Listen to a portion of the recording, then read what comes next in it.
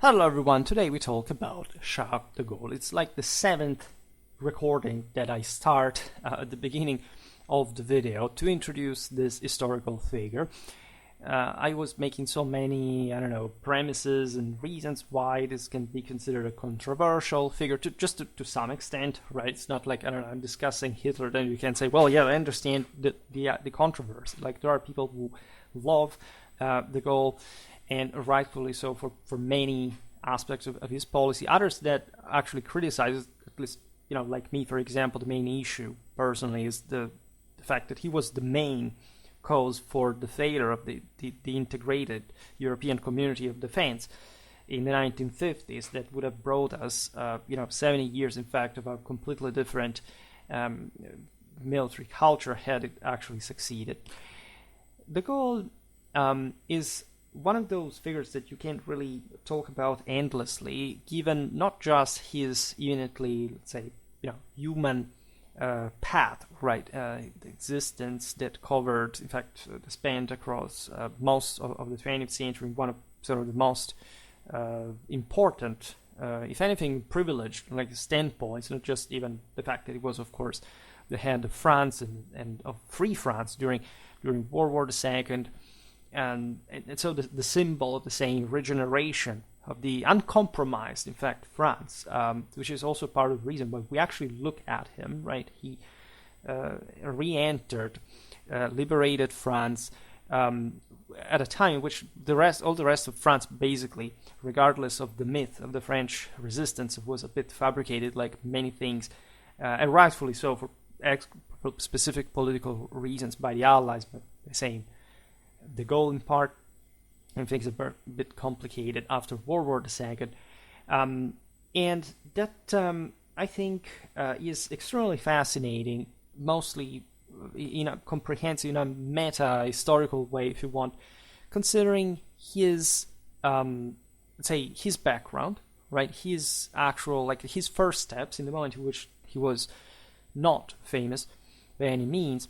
And that reminds us, and this is something we've seen for many different historical figures already, especially from the late 19th, in fact the beginning of the 20th century, this passage like through the so-called short century, this Ostbaumian idea of, say, of a truly radical change, like in an unprecedented and unrepeated way in history, like that makes us reflect, even as a mostly medieval history-based channel, on how much not just the times inform who we are, but how much courage and capacity it takes really to accept, right, the same change and making and say managing this, like trying to channel it and or hopefully even controlling it, even though it's an incredibly difficult thing, for a specific, within, say, the confines of course, a human action. And even in the case of such great figure like de Gaulle, of course, was happening in a pretty dramatic time, let's say, of loss of the same French independence. In a sense, you can look even at figures like Churchill and say, well, it was also one of the great, if anything, not defeated but disappointed figures of the time, as he basically realized that the grandeur of the British Empire had basically fallen at least within now the American hegemony. So a vision of the past that, when you look at these people's actual lived past in a very protagonistic way, makes you really reflect on how responsible we are really for what we go through in a first hand, right? Politically, civically, militarily, and more. I will just comment on this, telling a bit the story of de Gaulle. It's obvious that we can't keep making similar videos in the future, even about the same figures, if you're interested in a particular way. I think that French history is very much like the one of other countries, like I think mostly like the general continental perspective is, I said it many times, we're very neglected. When we look at the media, we're rightfully, because this is also deserved, like it's dominated by mostly an Anglo-American set of references. And it is totally fine when we understand, in fact, what happened in the world and why this culture sort of deserved to arrive to this point. There is no traditional way around this. But it's not just the fact that I'm a continental European myself, and of course it's difficult to detach the strictly emotional dimension from, let's say, the countries that you love and that you visited so much, whose language you speak and that you toured extensively and so on. But of course, like the most important, as obvious reality, that this system had an enormous weight within, say, we speak of France, of course, within Europe, but within the world itself. Like, I think that knowing at least the elementary history of the major Western countries is sort of obvious. I don't know how much this is done abroad. At least where I come from, we study in outline, right, the major developments of individual countries. Especially, this is very important for the 20th century.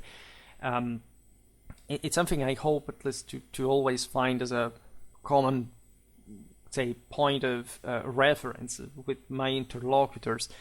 And I often notice that probably the notion that there is a quite bulky set of different powers that all deserve to be studied for, not on the basis whether you, I don't know, have some kind of personal sympathy on or some kind of strange, cultural perception of for whichever reason, which also unfortunately happens very often, for better and for worse, were, again, major nations that underwent some radical changes, the outcome of which you also basically live in the wake of, and that you can't simply ignore or think that it's something for, I don't know, some more historically literate people than the average, at least.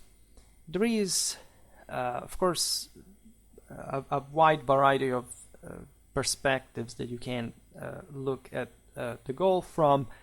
Today we focus mostly on his sort of military background, at least in the context of European politics at the time. And there is a beautiful phrase from his memoir that, as you know, he spent a lot of time writing as a veritable political but also historical manifesto of sort, especially in terms of radical Frenchness, to say the least. That sounds like, throughout my life, I have held a specific perspective on France. Right? In my view, there can be no true France without an element of greatness. I find it beautiful because, first of all, de Gaulle wrote this specifically war memoir. This is the title of a work that is, a very fundamental text, like in now contemporary French literature, and deserves great attention, if anything, for political history. And that, I think, takes on a very importantly, in fact, historical view on it, right? De Gaulle was French, but he admits, as we'll see now, he came from a family of historians, or at least a part of them, like, were even important scholars in that regard. But he poses himself, even in the central role that he had played in the years like before this memoir were written, as someone who has a perspective on France. So it's a sort of an open, fair attitude in sharp contrast to actually a very sort of tranchant character that was detested by many. I personally don't think I would have ever gotten along with him just by general temper, but I find actually this higher level of historical awareness actually very, very interesting and very compelling. And it aligns dramatically well, by the way, with the impression that I formed myself of French history, and that you can look at, in fact, in my playlist, especially about medieval France, since Merovingian times. And yet there is all an issue there. There wasn't France at the time, it wasn't like the contemporary nation. It's a bit more complicated than that. If anything, this makes great topic for a new video, or more of them. But indeed, it is true. Like the role of France historically, regardless of the cliche, and the objective also defeats and failures that de Gaulle was also one of the greatest witness to in his lifetime, cannot proceed without this element of greatness that he writes in his memoir are also not just necessarily positive greatness. It can be clamorous failures. In fact, he, as we'll see now, he encapsulated such a vision of his nation as destined for the exceptional, for better or worse. Right? In fact, he goes on in the same memoir and says, "I instinctively feel that Providence created France for either complete success or utter misfortune." Think about this, considering especially the French defeat of 1940. If mediocrity taints her actions, I perceive it as an absurd anomaly, a reflection of the shortcomings of the French people rather than the genius of the homeland. This is beautiful. It's reflected at so many levels in French history. The major upheavals that you can start seeing since the Middle Ages, the great also popular movements. Think about the Jacquerie for our mid 14th century video series, or all the constitutions that were changed, and of which in fact de Gaulle was the author at some point himself. Was one in at least his government, and that risk always to sort of rock the boat. Many occasions, the French electorate historically tends to shift dramatically, à droite, à gauche, depending on the actual civil contingencies that the French, in fact, citizenry, since the French Revolution, but evidently before, has deeply ingrained in the sense of state that as the base, basically, of civil law since the same Napoleonic era, really for other countries in Europe, expresses. It's a grandiose view. France is one that calls the country to that sense of mass mobilization, like in wartime, as a matter of fact. And it's not a coincidence that de Gaulle wrote this in a work dedicated to warfare itself. And with such conviction, de Gaulle did dedicate his life to embodying such aspiration for greatness, expecting the French people to embrace this vision as well. Right? It's again difficult to talk about de Gaulle without talking about the history of France, aside from, of course, like just the time span of de Gaulle's life, because indeed his policy cannot be understood without that specific French perspective. And we will try to understand some of this now, looking at the same de Gaulle's background. Right? Remember that the guy said, literally, for real, "Je suis la France." Right? The phrase of "L'État c'est moi" by Louis XIV is actually spurious, and it doesn't even says "La France c'est moi." Right? It says something else. Right? And so you have an idea of the almost egomaniacal sort of caliber, this personality that was really noticed by all the individuals that sort of ranked him also within the military, and that actually would turn to be an element of power, right, of veritable will to power that would have probably put France in a much worse situation, politically speaking, throughout the war and after the war, than one that we know, right? And that sense of grandeur definitely applies to the Gaulle, even as he said in the failures, right? In what appears, especially from a European perspective as a whole, as somehow not detrimental, but something debatably, let's say,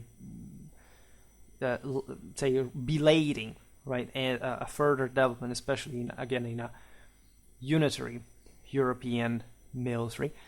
Regarding this, as we will see, especially in the end, one could say that the force de frappe, the importance of the French military, the general also still colonial pursuit of France herself, and the general role it has in Europe, regardless of the radical issues that, as you know, occur, especially with uncontrolled immigration, all the say enormous problems that especially like the most developed nations, like especially the Netherlands, we see it exactly in these days, or Britain, etc., really have, because in fact of a current that in this case had hardly to do with de Gaulle. It was a French Catholic nationalist, and therefore had a view of the world that would have, of course, obstacled and was in fact put itself also as a bulwark against the prevalence of the left in a country where, as you know, during the so-called age of protest, of contestation, 1968, it eventually led to also de Gaulle's political demise, was incredibly dangerous during the Cold War within the Western Bloc, and in fact, I would say, unites a great part of Western Europe in those years, especially Italy, also Germany. This can be extended, of course, to Britain as well. That the Saint de Gaulle actually did pursue in a sort of collective effort direction, right, in order to fix the issue and having a broader coordination, in fact, with these other countries, but without renouncing to the French national sovereignty and sheer power. As a matter of fact, this is what, in fact, I think the major deal of de Gaulle's legacy should be spurring discussions. That is to say, given what we know, like was criticized in many ways, and sometimes by the Americans, right? De Gaulle was the guy who first opened to relations, the diplomatic relations with China, communist China, in the West in 1964. The Vietnam War had already began. The U.S. were pursuing a containment policy in Asia. Said, "What the hell are you doing?" And he simply said something along the pattern, like it was just common sense. Like, China is so big, there's so many people, we can't isolate her, right? It doesn't make any sense. Actually, the Americans, of course, after the war in the late 70s, would themselves, of course, open to China, also as de Gaulle had done, to actually create a fracture between that, or at least even increasing the ridge between communist China and the Soviet Union, that as communist powers were aligned, but definitely didn't like each other very much. The thing can be extended even to this day. Nevertheless, the general point being, is the France that we see now in terms of political and military posture, right? Let's not talk about, again, the social issues and, again, the horrifying melange that has turned out as a consequence for prolonged, like, sort of left governments throughout, in fact, after World War II at different times.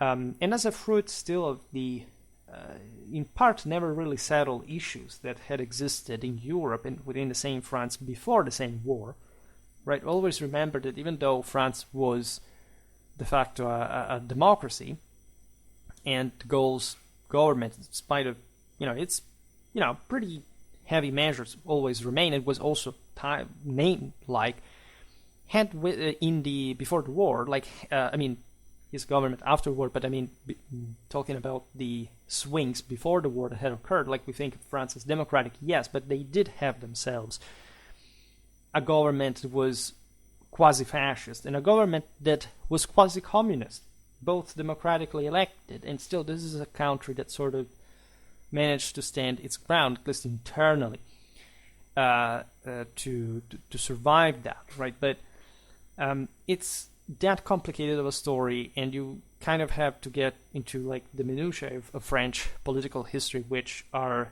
definitely very complicated as the system is that big.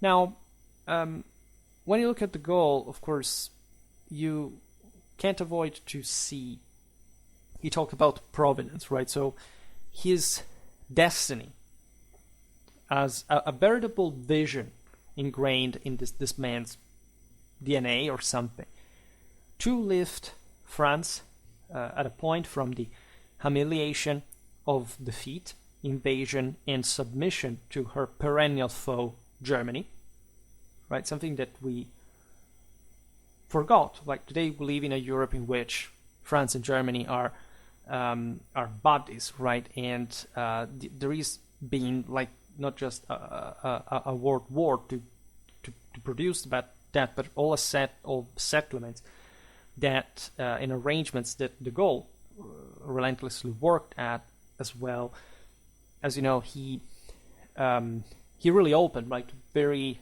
friendly relations with at least West Germany at the time. His connection with Adenauer and the and we're looking at here at probably the foundation of European economic community, like the great founders, again, France, Germany, Italy, Benelux, and so from there, like probably the bulk of what we recognize as that post-Carolingian Europe, or the blue banana area, and of course together with the Anglo-American within NATO, that de Gaulle, of course, accepted, except for the integrated command.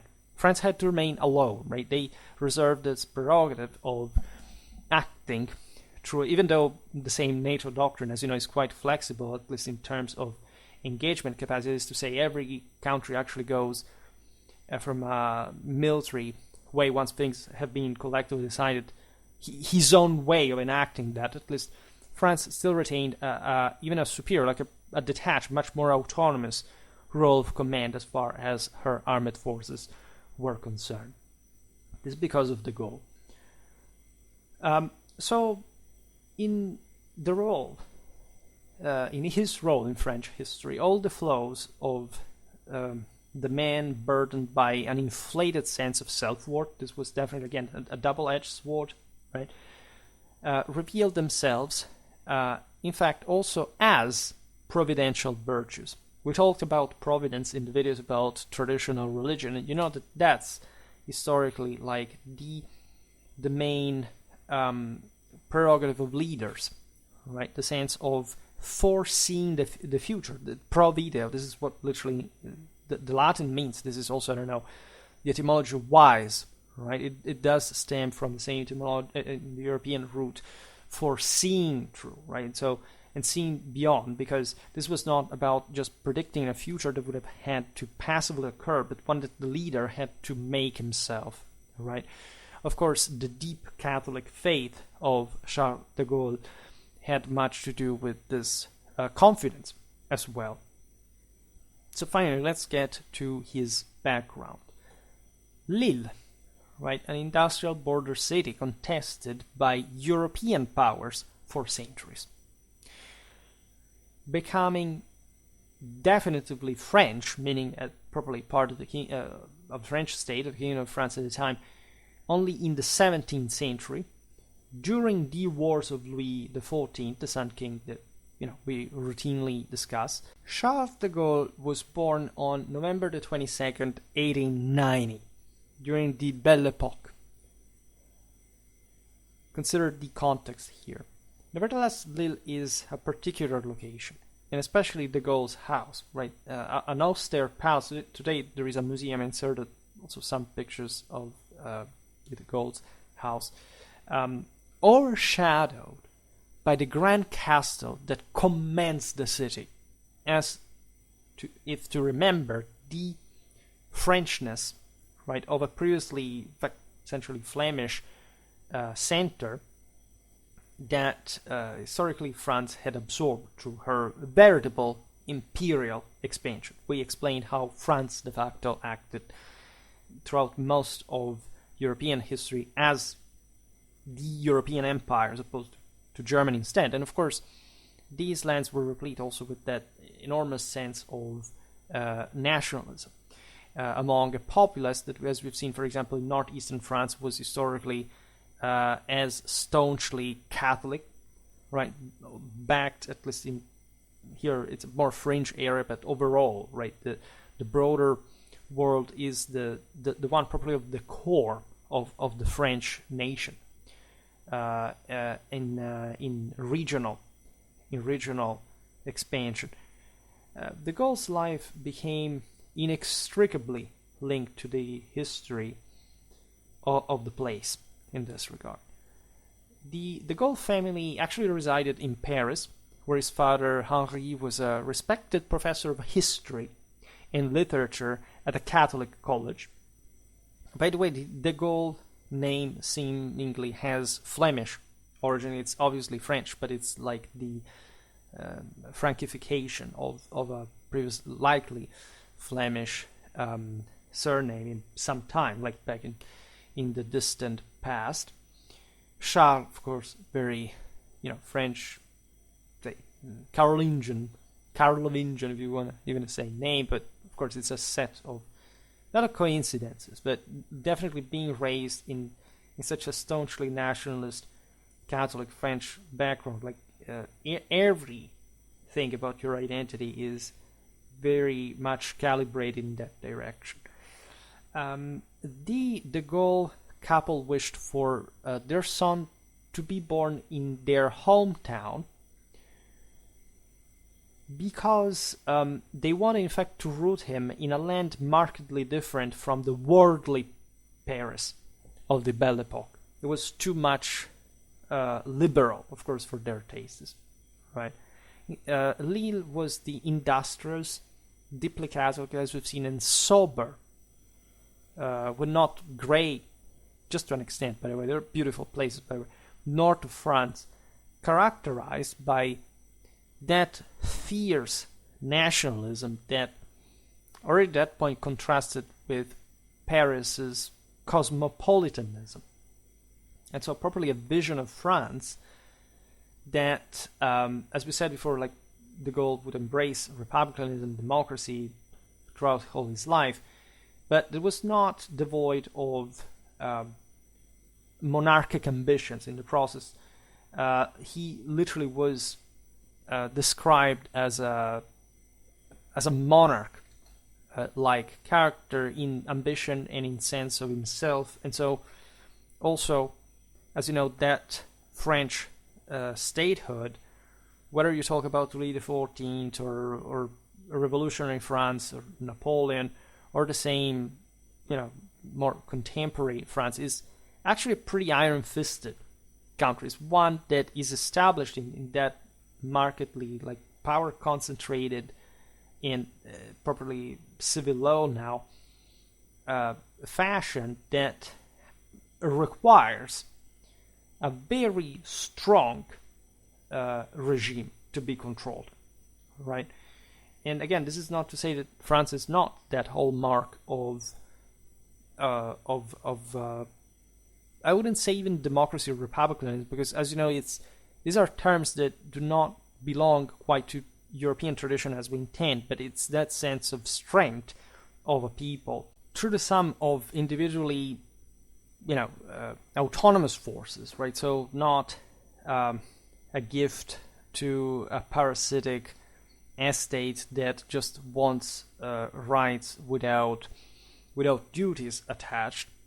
Also a pretty strongly militarized one, together with its deep nationalism ingrained at this point in history at least, and stemming from, in fact, largely like the great rivalry with Germany that had already, let's say, was a very deeply historical one, but had been especially reinvigorated by the French defeat in 1870-71. Considered that de Gaulle would write that his strategic interest began as a child, when he was told by his mother how she had broke down into tears learning of the French defeat of Sedan. And this is what I was referring to at the beginning concerning the meta-historical or the trans-historical relevance of this individual's lives. Because just imagine what it means for your mother to have been conscious enough, of course in 1870, to witness the defeat of her country at the hands of the Prussians, of the Germans, in a time of rampant nationalism from your side, for which you know that sooner or later you have to take up arms as a veritable civic national duty against that very country again, right? This is a perspective that you must at least make the effort of making your own, if you want to appreciate where these characters stemmed from. Because again, these are people like de Gaulle died in 1969. So we're looking at a relatively recent past where our parents were alive, at least mine, and that is so close at hand and, touchable, right? And realizing that it's so deeply interconnected with a world that, the one of 1870, that you would say, well, I think most recent generations also, of course, for mainly definitively educational shortcomings, do not even know how to localize temporally or culturally or politically in a history book or in an explanation. This is incredibly relevant to me, like his background. By the way, we're not looking at nobility here. These were upper bourgeois families, right? From the provincial upper bourgeoisie, by the way. De Gaulle insisted very much on values such as duty, dedication to the homeland, and self-respect through study and hard work in their children from an early age. And Charles was no exception. An outstanding student and voracious reader, particularly of history, he would become, however, anything but a bookworm. It would be interesting to digress on all the information that we have about his readings and how his interest for history began. In any case, a crucial turn in his life was the one leading him towards the military career. Possessing fortitude of character, he was an energetic, action and objective-focused individual. De Gaulle demonstrated a penchant for a military career and a heroic destiny from adolescence, right? Even penning a play at the age of 15, in which he referred himself to as General de Gaulle, the savior of France. I mean, this is something he would maintain throughout his own life. And if you realize how, let's say, also in our case, most of us just mature to the point of deciding they want to be like, I don't know, in their 20s later, makes you reflect on how also much faster people age at the time, mentally speaking, and regarding especially what would have devoted themselves to in a lifetime of duty. Consequently, at 18, de Gaulle entered the prestigious Saint-Cyr military academy. And in 1913, after graduating as a second lieutenant, he joined an infantry regiment commanded by the colonel Philippe Pétain. So this association would significantly shape de Gaulle's future and that of France. It was almost like a father-son connection between the two within the military, that they would essentially grow close through military theory, speculation. That, again, de Gaulle rose through the ranks thanks to Pétain, that admired him, but their relation was also pretty strained, characterly speaking. The interest here is also towards the fact that his superiors at times wanted to, like, they said, okay, this guy's okay, maybe it's not even excellent in terms of military capacities, but it's good. Yet there were some selections in which he could have not stepped further, right, past at the end, and Pétain helped him. Pétain was a sort of very cold, but also driven, focused individual. So he actually understood de Gaulle, at least to that objective, focused extent. Then de Gaulle was sort of more fiery, Pétain was colder. In any case, some superiors would say things like, well, we can't promote him, say, to lieutenant, as at the end of the cadet, of course, training, because we think that he would like more the title of Constable of France instead. Again, this almost egomaniacal tendency was sort of outlined there, and obviously this would put him in contrast with many individuals and superiors, but he was good at what he did, right? Because de Gaulle was really an intelligent, diligent, and enthusiastic young soldier, endowed also with an original mind, as we will see now, doctrinally wise, which was very important in those years, as we noticed by covering World War I, and also the interwar period, crucially enough, which was also like the entire issue of why the Bewegungskrieg came up, and sort of France was defeated by that, in spite of all the ideas regarding how the French could have parried a German attack and so on. De Gaulle, in this, he was not like even the excellent theorist, but this immense self-confidence and exceptional bravery are definitely very good ingredients for leadership, and so he would progress through the ranks. During World War I, he fought at Verdun. I made a video about the battle some weeks ago, where he was wounded several times and received numerous commendations. There were actually different incidents. He was one of the very first French soldiers to be wounded at the very beginning of the war, right in summer 1914. Different wounds at the knee, at the hand. The latter also got infected. It was sort of a ridiculous damage. He had problems with it. However, the most important event occurred at Verdun for his life, because on March the 2nd, 1916, his unit, he was an officer naturally, was surrounded, leading to hand-to-hand combat. And de Gaulle was injured at this point by a bayonet wound at the thigh, and was apparently I think shell-shocked, at least that's what he said, and even gassed. In a way or another, he was compelled to surrender. There were some voices saying the guy actually just surrendered because he was captured by the Germans and spent this 32 months, remaining 32 months, so the entire war from that point on, in captivity in Germany.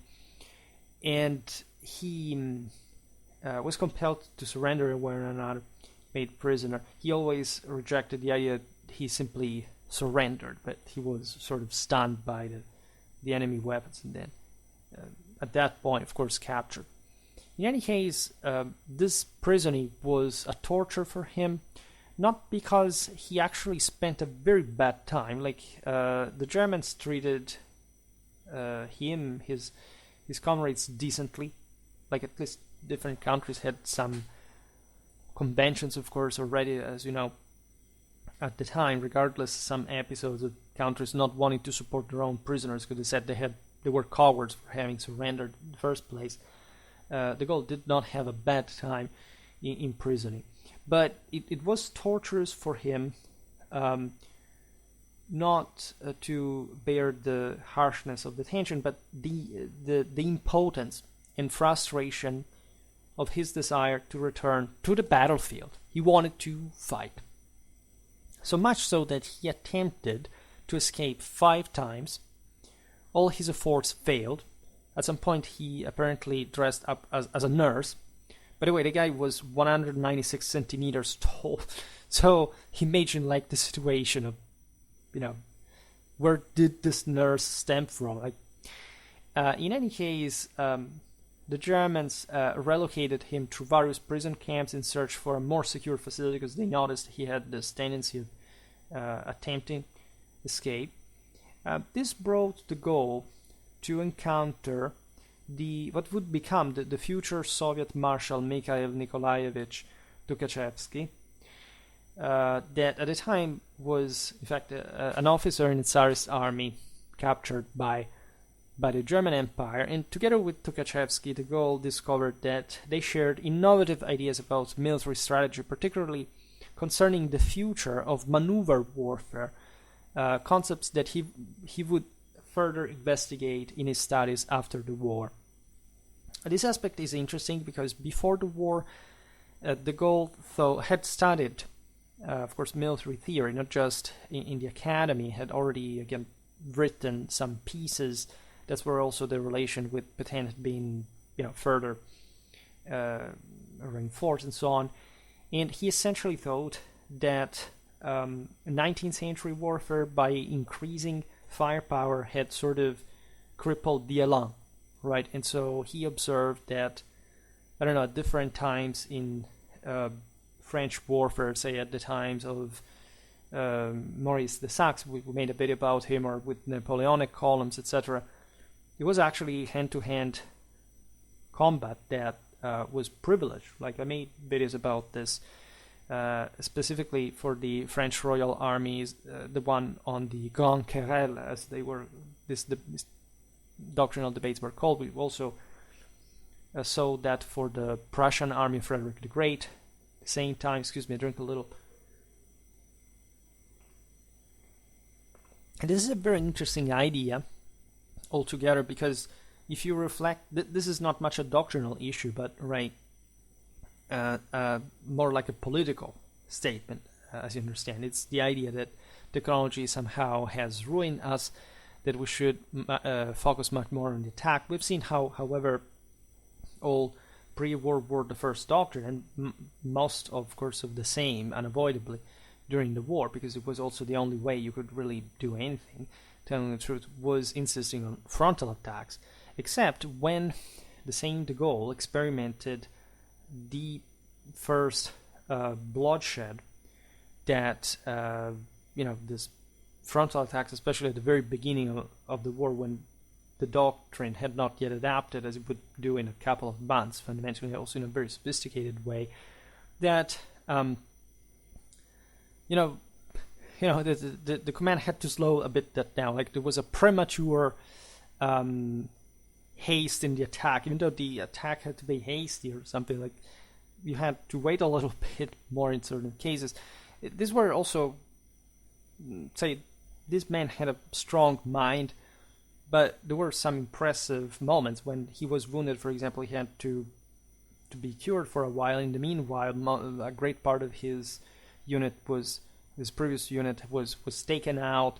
So these are men, again, that went through the horrors of World War I, great World War II leaders that had seen it all before, like in some of the most crude and undescribable ways. And so when you really listen to the words of Montgomery or Eisenhower or Patton, you name it, really, you realize that these were men who had gone through the hell of the trenches, and that he knew perfectly well what war was, something that apparently today we have begun to forget, with overly emphasized psychological issues that these people in the past do not seem to have displayed, not because war was any less traumatic in an individual sense than today, but because they were actually tougher people. This is a conviction that I began to, to elaborate on, because there are some indicators that are,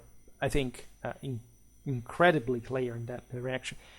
In any case, the war, it's interesting, especially that in prison, actually before that, he had already been theorizing movement warfare to also a more mechanized extent, and that he talked about this with just Tukhachevsky in perspective.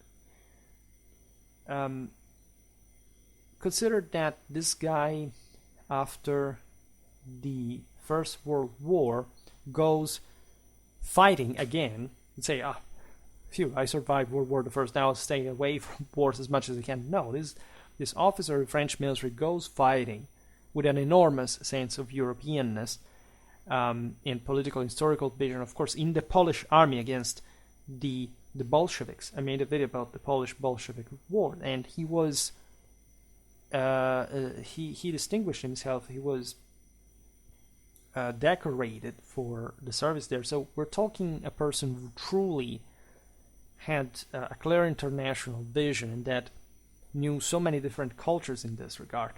When he was in the German camps, he read the German newspapers because he knew German. So it's that kind of... this is the beauty of Europe, in my opinion. You can be that sort of nationally determined, in a sense, but being very, very aware of Europeanness exactly through the various yet still integrative differences between Europeans, right?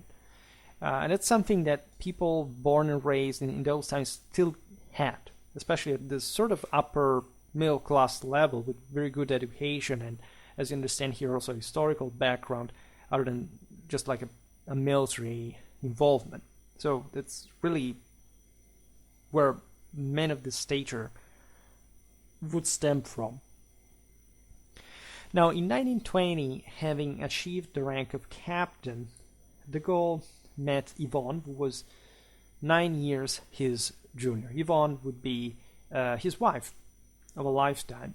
He made a memorable impression on her by accidentally spilling tea on her during a reception, and to his surprise, the young woman responded with laughter.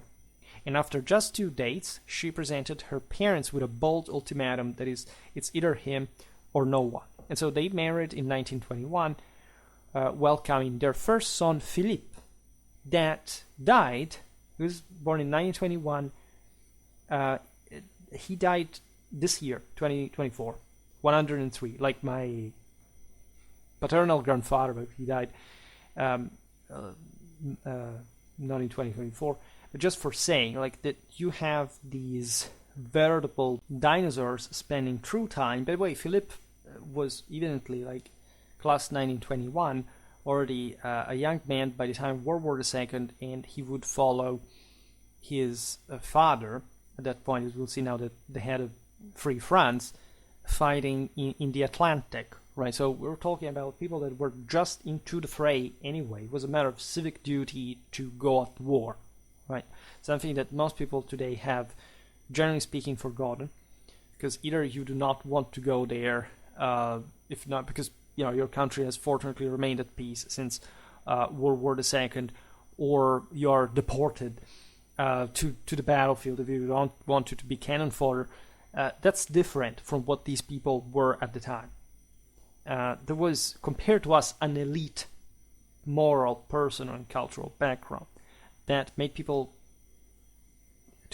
really crystal clear how you are part of your civic body and you must go at war if you if it is really that right political decision, and somebody has to do, and in that national context, you must lead by examples if you want to progress and have greater power on it, right? So speaking of the de Gaulle couple, now they subsequently had two daughters, Elizabeth and Anne. Anne, by the way, little personal note about yet another cross that de Gaulle burden, was affected by Down syndrome. She died at 20 because of pneumonia, because she was pretty weak. And so you see also in the pictures like this man of enormous caliber that has to cope with this personal tragedy, with love, with patience, with understanding. And there is this anecdote that when they buried her, they were walking out with the wife out of the cemetery. De Gaulle told Yvonne, Charles told Yvonne that, now, speaking of Anne, like she's finally one like all the others, right? She's not different anymore. And so sort of bitter and sad, but it's a beautiful, like, providential Catholic vision as well, that there is some beyond that we, regardless again of our theological debates on Schwerpunkt, like it's a bit, traditionally speaking, a bit darker way than, say, conventional Catholicism already at the time of de Gaulle.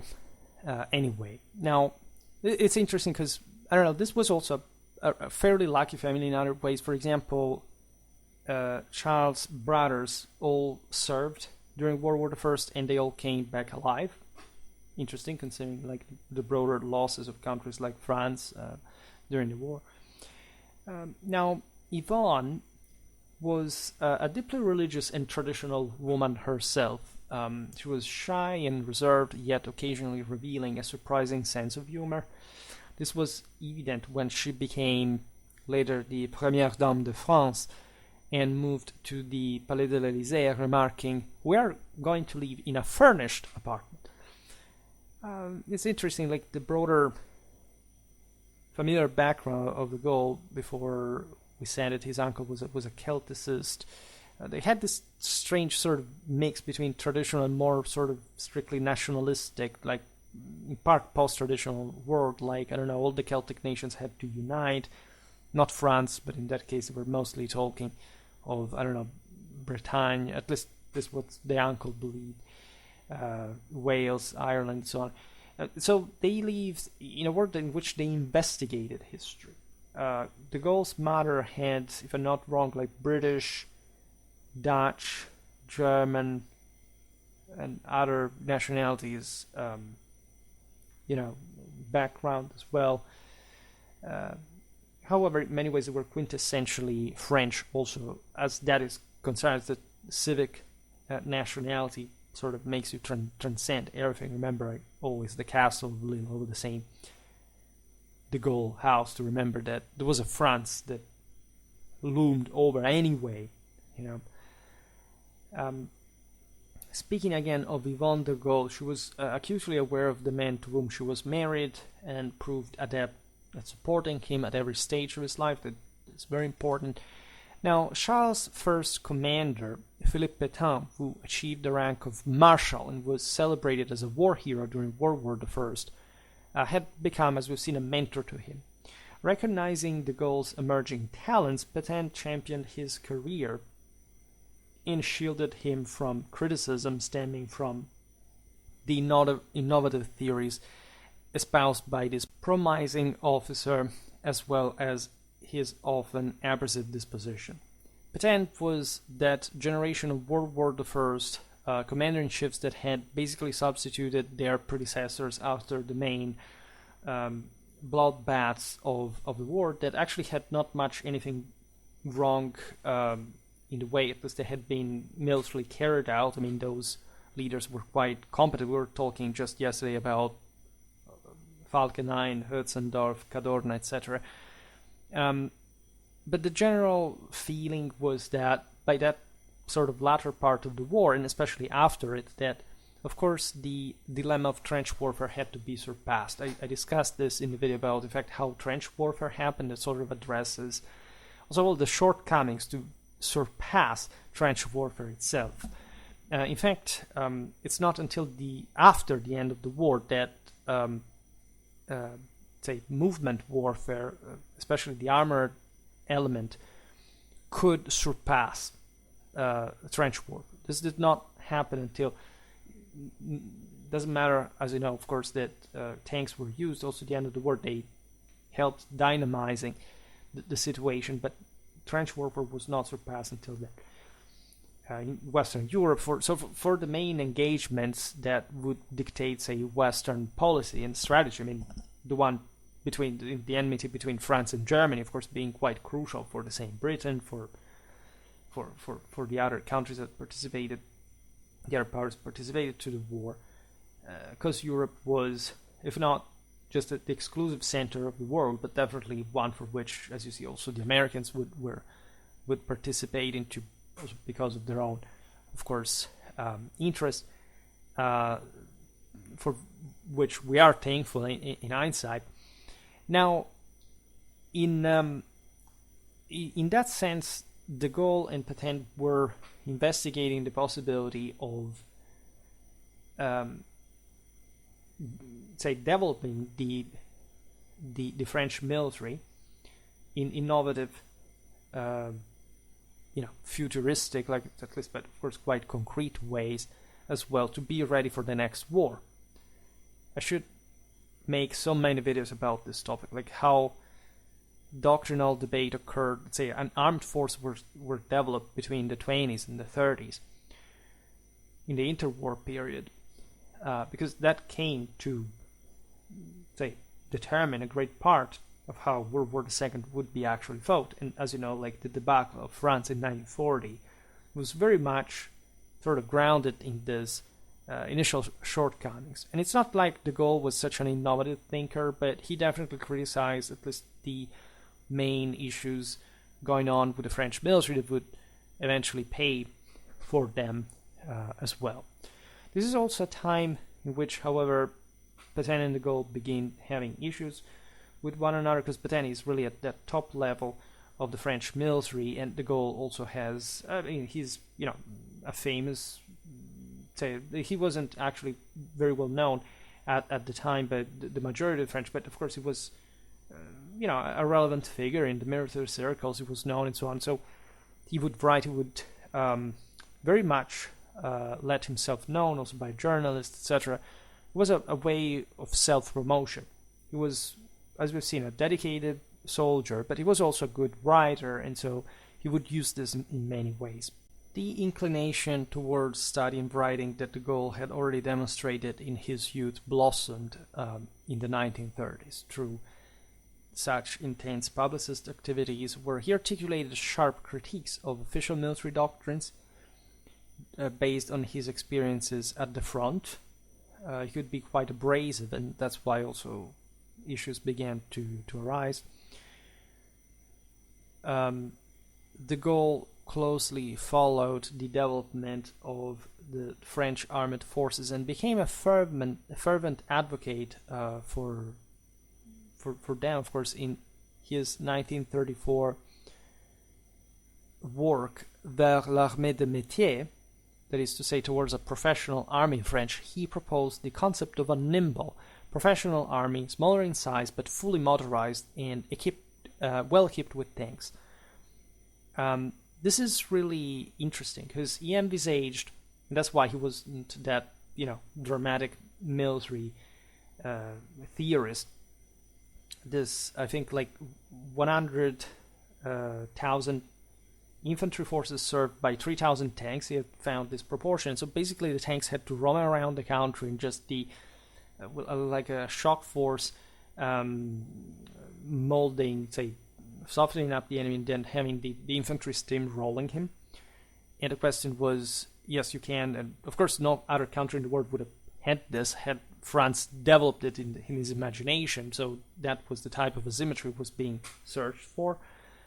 At this time, he was also, we will see now, pretty critical of the concept of defense of France, the way it was being developed. As you know, the French would end up creating an armored force mostly for defensive purposes, not much great maneuvering ones like the Germans would. So as a sort of semi-mobile fortification.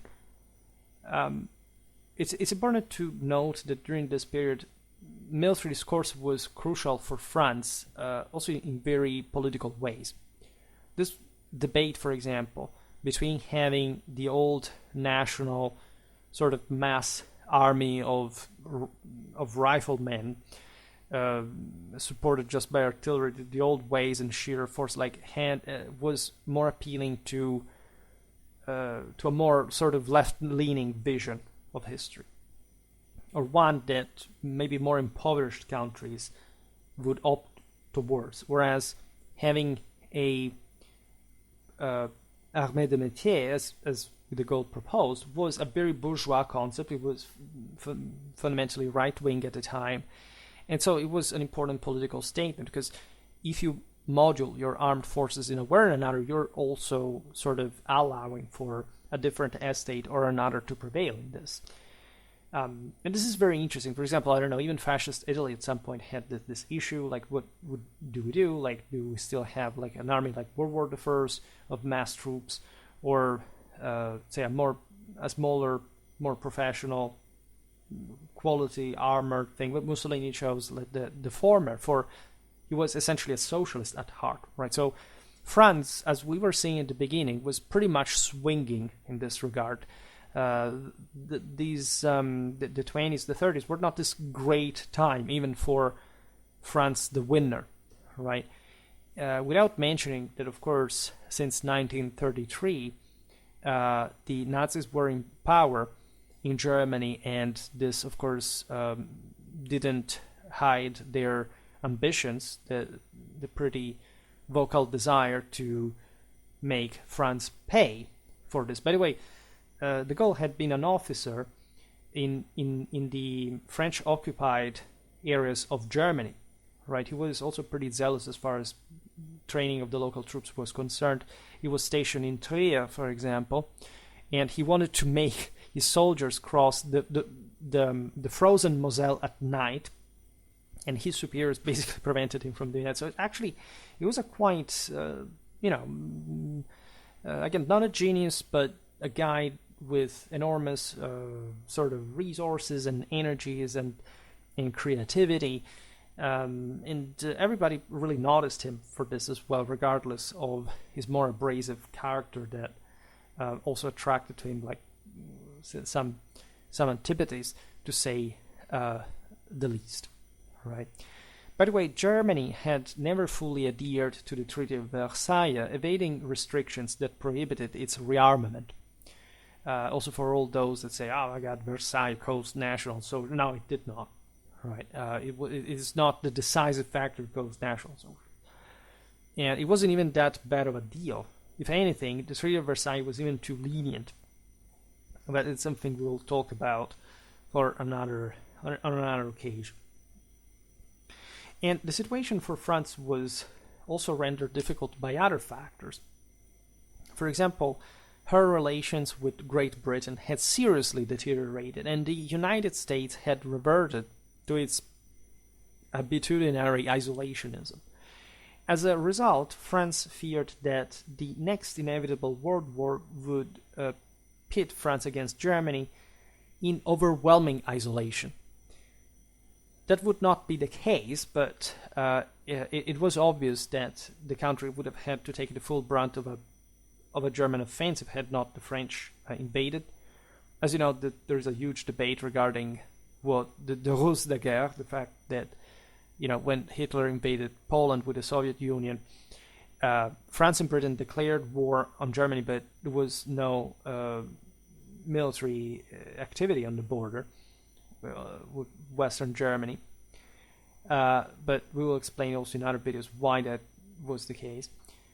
Now, the rise of Hitler, who openly harbored vengeful ambitions, further confirmed the anxieties that had consumed the French since the end of World War I, and legitimately so, because Germany had almost knocked out France at the beginning of the war and kept pressuring her to exhaustion. We've seen it also in the Battle of Verdun as a broader strategy, and this was like a pretty, as you know, updated Germany, one that in fact should not be really overestimated especially in the technical capacities, because doctrine also goes beyond those, but also the war with Poland or with France did not really have to end the way they did.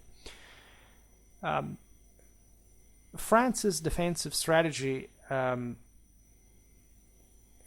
so already showcasing this sense of almost of trauma derived from World War I, in the sense of wanting to isolate within a continent that can't be isolated, led to the construction of the famous Maginot Line, strongly advocated, of course, by senior French officials, the ones that were in charge, including Pétain, to counter Germany's impressive human and industrial superiority in spite of the bloodbath of World War I.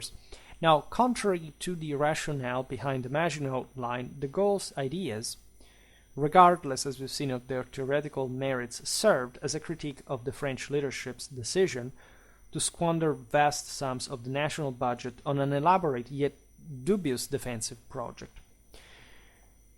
This is really important because the main criticism de Gaulle moved towards the Maginot Line was the idea, a bit like, as we've seen, the one of firepower in the 19th century, that this static defenses, regardless of the fact that, of course, they were just point de peut for the French army, right, including the armored components, so on, were essentially depleting. We're essentially calming the French, like softening them further, rather than, as he put it, if I'm not wrong, like compressing the enemy instead, right? So he had obviously a much greater sense of duty, of fervor. It's just like what he displayed at a personal level during World War I, this very driven, very patriotic, very combative elements that would like, in fact, the entire population to be like that, but actually can't be. And so we know also how the Maginot Line ended up failing. It's over this subject that de Gaulle would lose favor with his superiors, including his mentor Pétain. There were sort of other minor issues, etc., and this complicated the situation, also from a political point of view, because at this point de Gaulle was already being patronized by different figures, as he had ambitions in politics, of course, albeit being fundamentally just a military man. But the capacity, again, of influencing the development of the armed forces through politics was crucial to de Gaulle's vision of France, and he was overall in the field of the actual innovators, those who understood at least that what the French were doing at that point was not exactly the best strategy. Nevertheless, in spite of all these attritions and loss of favor, etc., de Gaulle's writings solidified his reputation as France's even foremost expert on armored warfare, which really played a great role also in his further military career. In fact, at the onset of World War II, following the German invasion of Poland, the French government appointed the then Colonel de Gaulle to command a tank unit at the regimental level, which was subsequently expanded to a brigade, along with a temporary promotion to general for the officer. And it wasn't really a huge armored force, but it was one of the few who would achieve some success against the Germans during the Battle of France. General de Gaulle faced the German invasion of May 1940 which, despite being initially provisional, became permanent for the rest of his life. What's interesting about such provisional general rank is that received, as we've seen, by de Gaulle temporarily for facing the German invasion of May 1940, it would actually remain, it was really bestowed on him for the rest of his life, as an indication, of course, of his role of leader, more than even that is strictly military post. In fact, the name de Gaulle is now inseparable from the title of General, Général de Gaulle. Really also in other languages, because it really embodied this sense of permanent military activity, of permanent struggle against the enemies of liberty, France, of Europe. Now, on 2 occasions, the brigade commander implemented his military theories in combat against German forces. In neither instance did he achieve particularly remarkable success or exhibit outstanding military ingenuity. However, he did manage to compel the Germans to make a temporary retreat at a point. Basically, his superiors had told him, like, get the hell out of there. Instead, de Gaulle kept trying to stamp the Germans, asking, with reinforcements from other generals, and succeeding just to temporarily hold some German forces, but eventually being overrun. In this instance, de Gaulle proved to be an authoritarian leader, right, making decisions unilaterally and showing a staunch refusal to share command responsibilities, traits that would characterize his future political career. This is very important. Like, he had manifested them from the onset, but now he was really applying them, at least now at the military level. So really, arguably the most important moment in de Gaulle's life occurred when Winston Churchill, deeply impressed by the general's tenacity and combative spirit of de Gaulle, arranged for him to be transferred to London just before he could be captured by the Germans, or more plausibly, by the new French government led by the same Marshal Pétain at the time, that, as you know, was in that vest of, again, a French national hero, also the one that effectively ruled the Vichy Republic in the south as a nationalist socialist puppet. Amidst the chaos, de Gaulle lost touch with his family even. His son Philippe, as we said before, was a naval officer, so he would follow his father's footsteps, joining Free France and fighting in the Atlantic.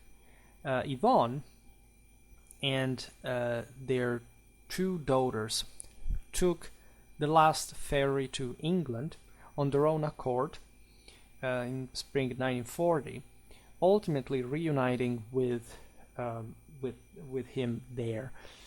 This is relevant because naturally Churchill's connection there would prove crucial. As we said at the beginning, de Gaulle's political ambition was so great that he sort of let himself be carried away by the situation, and he managed to exploit actually his minority position in that tiredness, like in that general idleness that the French manifested in the moment of the German conquest. This is very important to stress. As we hinted at before, when you think about the French resistance, there's been, after World War II, a great deal of sort of heroization of this element. Naturally, there is, of course, like Free France under de Gaulle fighting for France in many ways that we discussed also, for example, in the video about the French Foreign Legion. The latter, for example, and however, one of the very few French units that actually went on fighting abroad against the Axis. Naturally, this is obvious considering that France was destroyed, it capitulated, and so the majority of the French population found themselves ruled by the Germans. There was, however, like a general complacency. It's not just about Vichy France or particularly, open fascist beliefs. It's just mostly about the general crisis that brought to the same loss of the war and the incapacity just to change that. Right? For most people now, the most important thing was living in peace. If you read some accounts from the Allies landing in Normandy and looking at the local population, of course, they found them in very different mood compared to what at least these soldiers had been said they would have been greeted by. Naturally, for most of those people that had seen now, bombardments all around, they had lost their houses, had to abandon their places. Of course, there couldn't be really a smile on their faces even when the Americans arrived. But the general sense is that yes, there was a major crisis, and the actual French resistance during World War II was generally scarce. Right? It was again celebrated mostly because France had been conquered by Germany, and so it fit well as a major Western country. Like the idea that when liberated, it's because there was a French people that wanted to be liberated, which surely was true also in the other sense. Again, the French were not happy of being ruled by somebody else either. But there were much more important resistance movements in Europe, except those were not counted for different reasons. For example, the Italian resistance was much more important, both in size and military accomplishment, than the French one, but naturally was being mostly communistic and being connected also to the general idea of Italians as sort of charlatans, incompetents that had saved the face by the 1943 armistice and passed to the Allied side. Everything had to be forgotten in a way or another. Naturally, things were much more terrible and complicated even for Italy. The French had actually much less participation to this, and this directly involves de Gaulle, actually in a very disappointing sense for him, because naturally he believed that the French had to be free and that they should have been fighting. And that's the role that he takes on during the war, and becoming de facto, being essentially the most important figure that had passed over to the Allies, escaping in time from the conquest of the country, the main political figure. Also in a very awkward way, because the Allies didn't really know what to make of him, because he, as we've seen, hadn't really covered governmental roles. It was no sort of public, let's say, official figure that France had sent in order to be sort of represented in the case of the collapse of the system. There was actually a French government that was now under the Germans, essentially. And so de Gaulle greatly exploited the fact that most of his country was compromised, and also objectively his own personal qualities as a leader that began also to be highlighted at this point. Eisenhower liked him, Churchill liked him. He was intransigent, and sort of he was pretty annoyed by things like, the fact he wasn't invited at Yalta and other major international meetings between the Western and Eastern Allies for the sake of the French saying in the future of European power. So this is what likely triggers him the most, because as we've seen, he wanted really to do whatever he wanted to an extent. Like, he wanted to be the leader, he wanted to dictate the rules. And representing France at that point, he felt even more entitled to legitimately also stand, say, his ground. Also against, like, he was told at some point, why don't you go to Roosevelt? He will sort of consider more your, at that point, at the end of the war, like, positive effects, becoming a French leader. Because at that point, they didn't even know what to make of him still, right? It's fair to say that de Gaulle's political journey, strictly began on June the 18th, 1940, with a broadcast from Radio London addressing the French people. De Gaulle urged French military personnel to contact him, assuring them that quote, "Whatever happens, the flame of the French resistance must not be extinguished and will never be extinguished." And in those critical hours, he became convinced that France's future rested solely on his shoulders, a belief that truly would never leave him, even when he abandoned, as you know, for a long time, politics before coming back in the 60s after the war. Now, declaring himself the leader of Free France, de Gaulle set out to establish his legitimacy with both France and the rest of the world. So, a close examination of France's situation at the time would have discouraged anyone else. Because as we said, the French were not really that eager of keeping themselves in arms, even like secretly in a clandestine way against the Germans. Pétain was still a celebrated war hero, right? And it was at the helm of that Vichy government that, while subservient to the Germans, had gained recognition even from nations like the same United States, the Vatican, with even the Soviet Union maintaining friendly diplomatic relations. Think about this, because when you think about World War II, you're told that it was essentially just, two sides, more or less, which is generally speaking true, but that does not render justice to the actual complexity of the European situation, even in the times of the Axis hegemony like this one.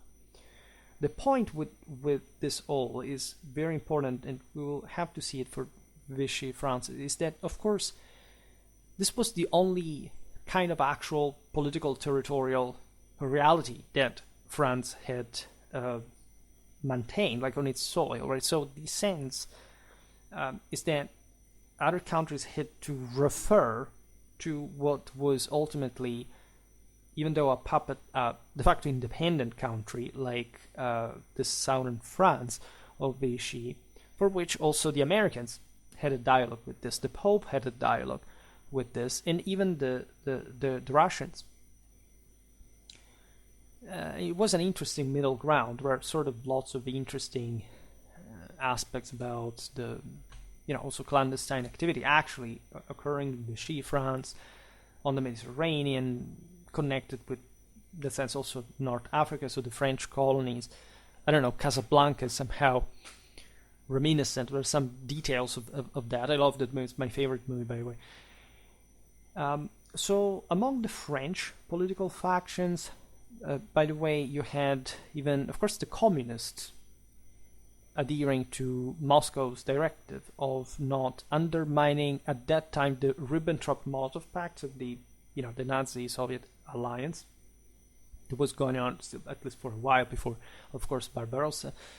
And so the main point there was seeking a policy of equidistance from the imperialist British in their socialist, of course, rotten brain, and you understand how much cowardice actually exists, not on a national basis, but on a strictly political one, right? This communist thing is, as always, like all communist things, objectively disgusting. Now, for other leftist groups, de Gaulle was merely seen as a military figure and a devout Catholic, obviously rendering him an unacceptable leader for them. So remember these tensions, because it's not like we don't see them now. There is a problem of leftism in the world, and it existed at the time. We also sort of forgot how the same, communism was directly inspired to, of course, internationalism, aside from Stalinist policies that were more conservative in a sense. But the same fascism was a pan-European phenomenon, and one directly connected against communism.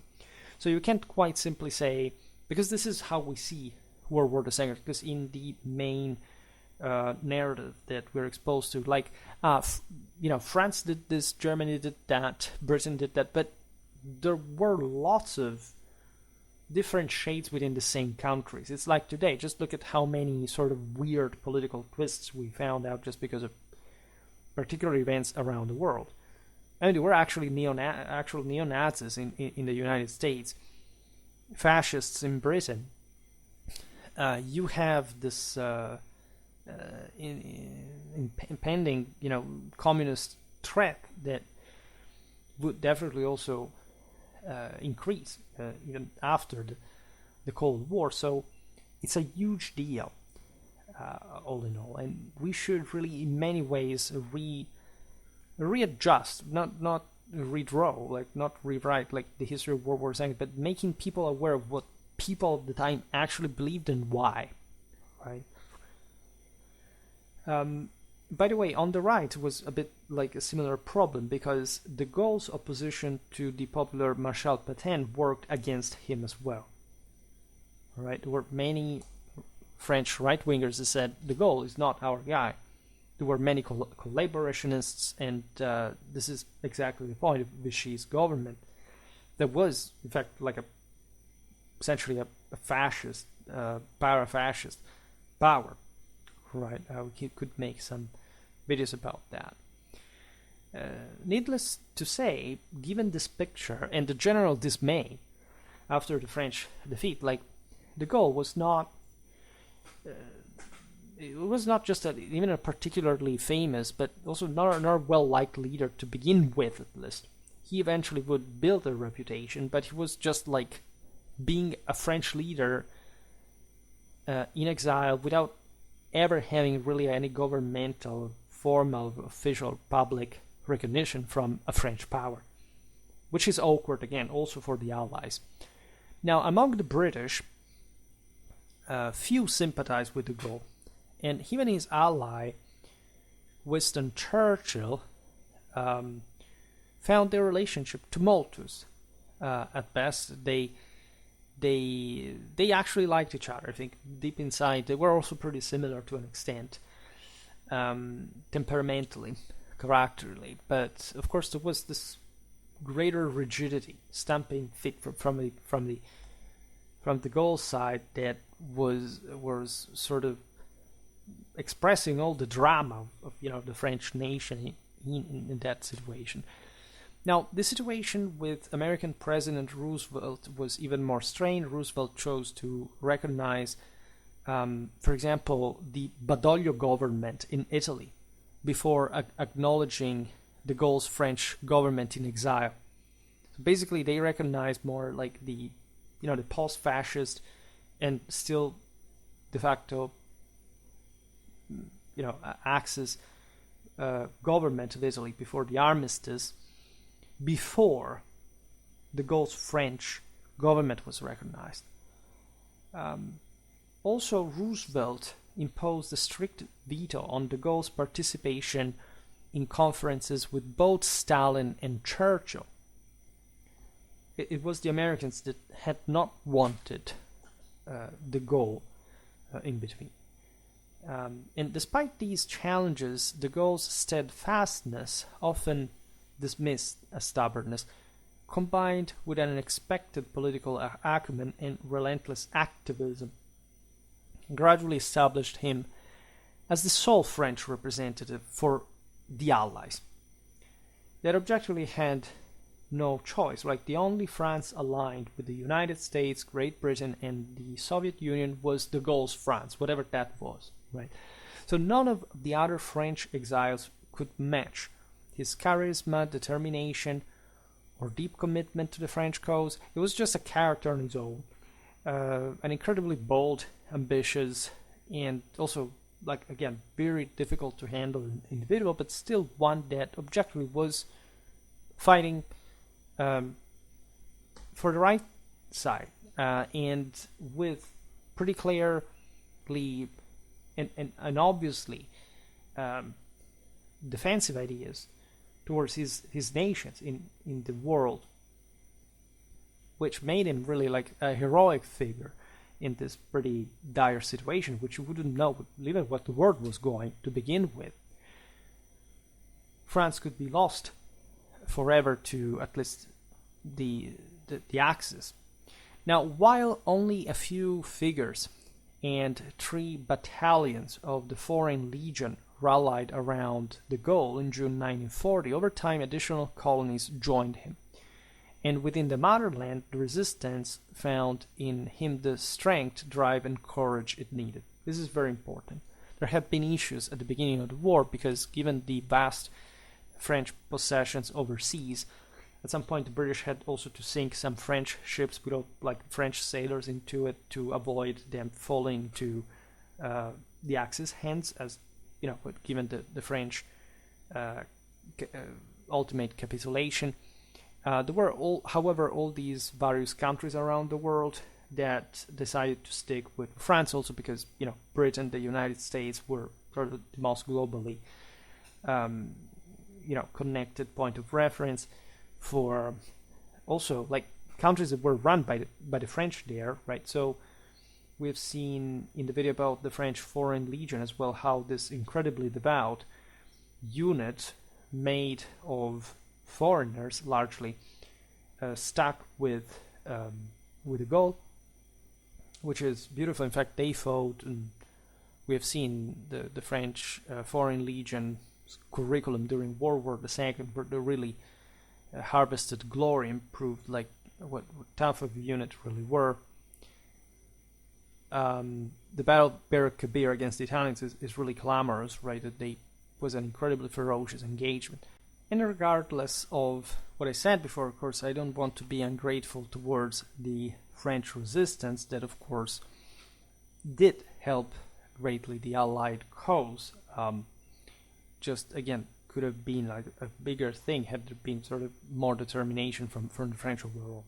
Now, de Gaulle had thus become a symbol of French resilience against Hitler.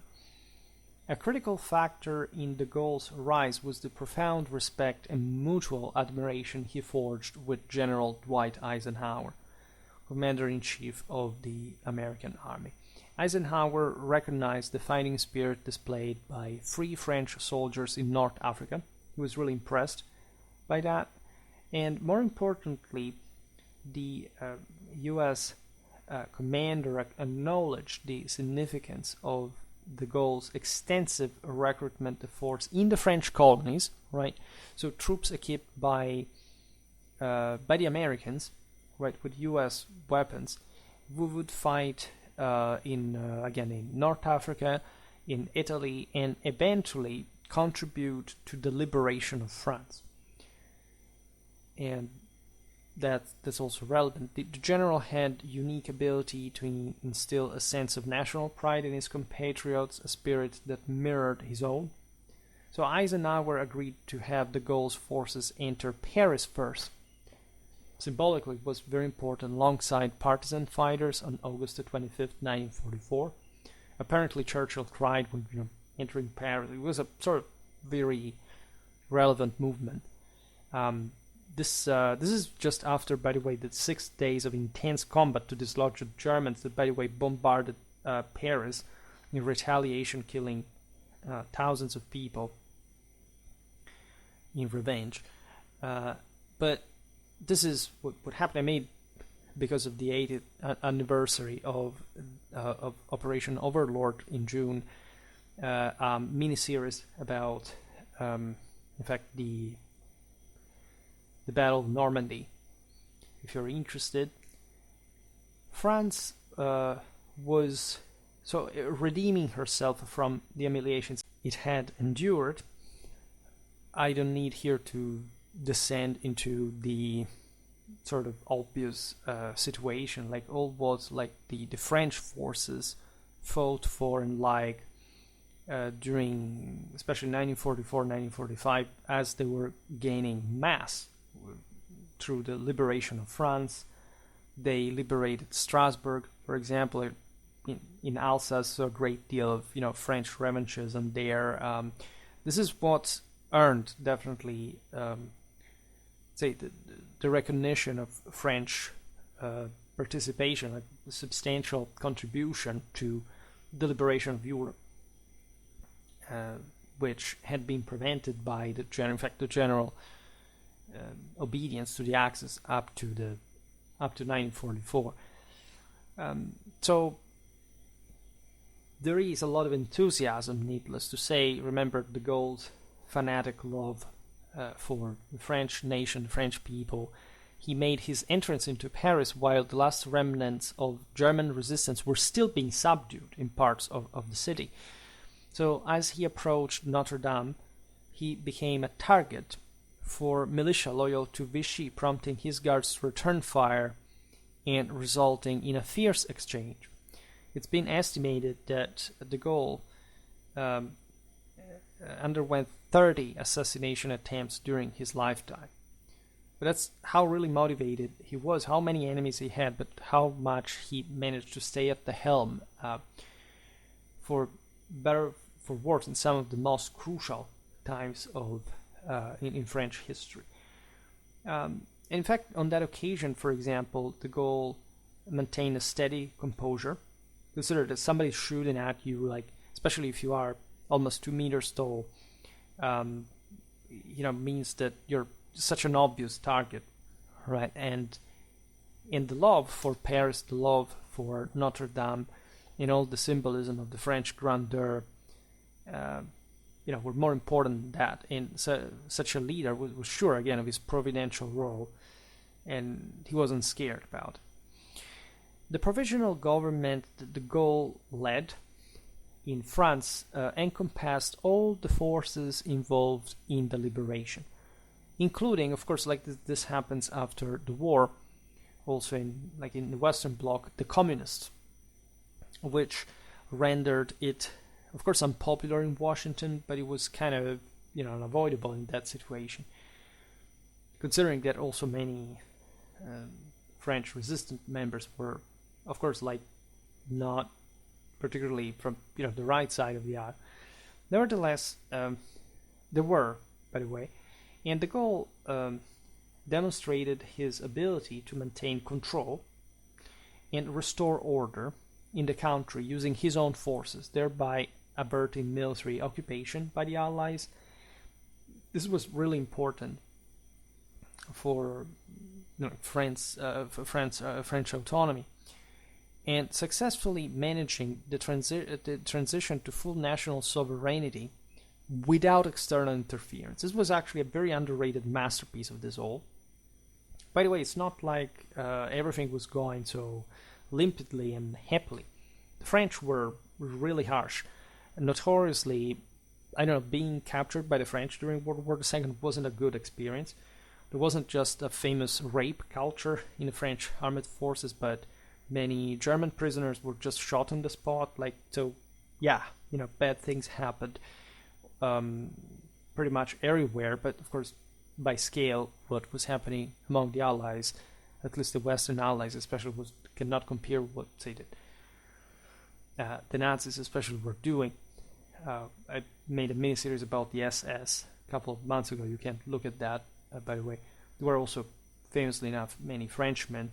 The Charlemagne division fought pretty hard at the Reichstag in Berlin, 1945, against the Russians. Now, when you look at de Gaulle in this, you also can appreciate, in fact, even more the prestige and charisma of that he used as successfully as a unifying force for such diverse components of the emergent new France. It wasn't an easy task at all. France is an immense country in so many ways, and especially, again, it's a role, right, in the world as a a global power, at least, but by of course the distribution of its colonies, the general sort of imperial and very military biased mindset that the French always maintained from glorious centuries of military tradition, were posing so many question marks. Right. Again, from an Anglo-American perspective, you're happy that you have liberated France. There is so much sense of accomplishment, etc. But it's still the French. Like, it's not like in the previous centuries everything was going perfectly well with them. And so there was this issue, generally speaking, that de Gaulle was the most obviously aware of. That is to say, like, France could be left behind. As we've seen, Churchill's Britain, in a sense, was being left behind given the American preponderance. And if Europe had to be refounded and reordered, and now also the Soviets were looming on the other side, there was no way around. I mean, France was the major Western landmass, right, regional power in Europe. And so it must preserve an incredible, as would be known, force de frappe, which is the same reason why, in fact, the French have the bomb still today. And so the challenges of peacetime actually proved to be more formidable for de Gaulle than those of wartime, because he had never actually run anything like that. He was just, remember, a colonel temporarily turned into a general, and now he was basically at the head of the entire country and its dependencies. By the way, in also pretty bad time, because it's not like after the war things were going so well for France, especially after the Marshall Plan kicked in. Like the West Germans had it even sort of better, like this, they had a more promising situation than even the French, because wages, the general, even food availability was not that great. So after several years of active engagement in the political sphere, we could say so much about this and the party, that because they're not historical minutiae, right? But we just have so much time, right? So de Gaulle opted for a retreat to private life in the villa owned by his wife Yvonne in Colombey-le-Deux-Églises, a small village with just a few hundred inhabitants. This is relevant because you can imagine at that point, especially also for a militaryman, how sort of unsuitable like the general political situation, also with all these different post-war parties, greater sort of leftist element to a degree, like all things end up changing in a sense, also in a disastrous way after the war.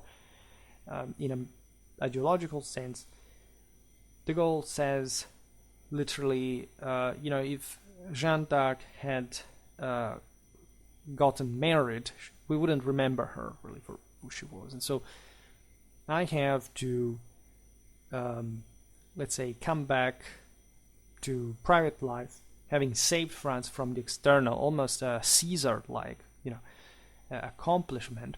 Remember that the French civic culture has an incredible admiration for the Romans, for the fact that they essentially civilized the country. So there is a sort of Gallic national feeling from one side, but also a great sense of the fact that overall Gallo-Roman, Latin Germanic sense, it's almost like a Cincinnatus that comes back to the fields, right, to leave space, like having restored the Republic to an extent, and having fulfilled its duty, nothing more. Which is, if you think about it, for this incredibly ambitious person, actually a very noble thing to do. So somebody that was not, say, narcissistic or overly attached to power per se, but just incredibly acting, right, action-based. Indeed, de Gaulle felt ill-suited to navigating the partisan conflicts within the parliament and deemed the executive authority too weak. So that's the reason why he withdrew from the public eye. He understood there was no room for his vision of France to be fully enforced, especially allowed, non-military, non-martial law controlled situation.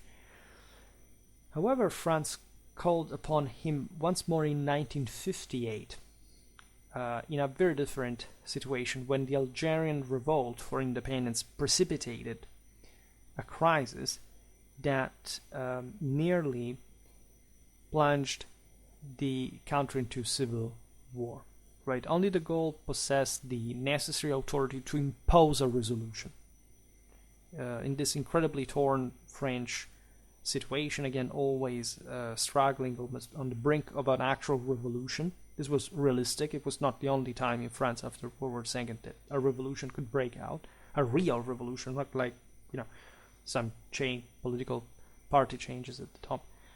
But de Gaulle conditioned, at this point, his political return on a constitutional reform, the many, as you know, in French history, that would endow the executive, particularly the president of the republic, with clear and decisive powers. So a presidential republic that endowed, in fact, the French head of state with a type of, in fact, decisional power that is unknown in any other so-called Western liberal democracy, let's put it in this way,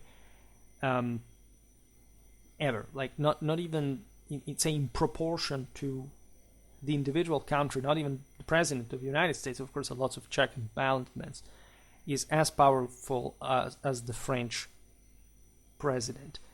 This, again, has an incredibly strong legacy in that sense of necessary power concentration for ruling such a large and powerful of a state. It's a huge state with lots of people, great military power, great strategic relevance, with nuclear weapons. So you do need a much greater concentration of power, much more authoritative institutional figure to take action. And this is really de Gaulle's legacy. There were other countries that sort of had solved this problem at the very end of World War II. For example, the Germans opted for actually a much greater, power of the majority in the parliament than it had existed even during that in fact had not existed. That was thought to be the cure to other phenomena like a new National Socialism, let's say, and compare a new Hitler, the Weimar Republic. France had to wait, like the story is a bit complicated. One should study like the balance of power of the various parties, but what is important for today's video is that, again, the policy of grandeur was born from de Gaulle's compromise. Once these powers were secured and the Algerian issue was addressed, de Gaulle firmly took control of the nation, restored order, and concentrated on his most ambitious undertaking, that is to say, elevating France to the status of a world power that now hadn't achieved after World War II because of the governmental impediment. So it's in a moment of crisis, like in many other circumstances in history, that powers get concentrated, and in fact a more decisionistic policy can be enacted. This was really de Gaulle's vision of grandeur. It's important to talk briefly about the Algerian crisis. We will discuss also in another video. The Algerian War, by the way, is incredibly fascinating. It's actually one of those wars that show how on the ground is excellent at counter-guerrilla warfare, right? And that issues are mainly political, like the communists at home threatening to stage a revolution, with the other also right-wingers that are planning a coup of some sort to ready to repress that. And only de Gaulle can solve this crisis. Of course, decolonization began in the aftermath of the Second World War at large in the world. In a bid to maintain its empire, France attempted to use force in Indochina, for example. We talked about it in that series I began on the Vietnam War. But as you know, they ultimately failed. After 7 years of war, France was in fact defeated and compelled to grant independence to Vietnam, Laos, and Cambodia. We are in 1954. 2 years later, Morocco and Tunisia also achieved independence after prolonged and violent struggles. Algeria was following a similar trajectory, but unlike Morocco and Tunisia, which were merely protectorates of France, Algeria had been an an integral part of France as a probably a direct dominion since 1848. In 1947, full French citizenship was in fact extended to all Algerians, even. Consequently, the fight for independence in Algeria took on the characteristics of a genuine civil war, particularly as around 10% of the population consisted of Europeans, known as the Pied Noir. Naturally, it was a very messed up situation, both in France and Algeria, regarding all these political, ethnic, civic intersections. And again, there was this warfare, this guerrilla, these independentistic movements all over North Africa that were all baked into it. So it was an incredibly thorny topic. Additionally, many Arabs themselves identified as French and actively collaborated with the government. So there were actually some native Algerians that were fighting together with the Pied Noir against the insurgency, independentists. Especially this is true in the military, in police, and public administration. They were collectively referred to as the Acris, that is to say, the soldiers, just for saying how shaded the situation was.